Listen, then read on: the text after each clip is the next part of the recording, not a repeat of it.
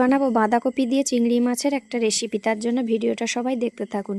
এখানে আমি বাঁধাকপি নিয়েছি, বাঁধাকপির সঙ্গে নিয়েছি একটু শিম, বেগুন আর আলু। বাঁধাকপিটা কেটে ধুয়ে পরিষ্কার করে নিয়েছি, আর এখানে চিংড়ি মাছগুলোও একটু নুন হলুদ দিয়ে ভেজে রেখেছি।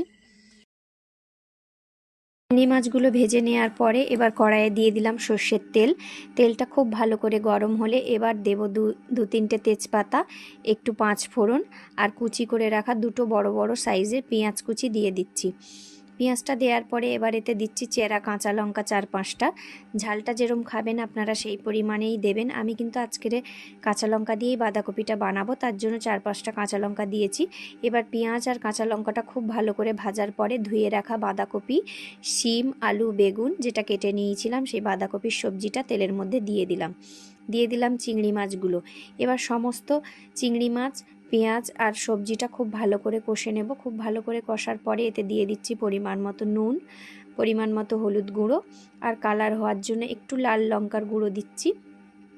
আর দিচ্ছি 1 চামচ মতো জিরে বাটা, গোটা জিরে আমি বেটে নিয়েছিলাম। এবার সমস্ত মশলার সঙ্গে বাঁধাকপিটা খুব ভালোভাবে কষিয়ে নিতে হবে। খুব ভালোভাবে কষাতে কষাতে দেখুন বাঁধাকপি দিয়ে জল বেরিয়ে যাচ্ছে।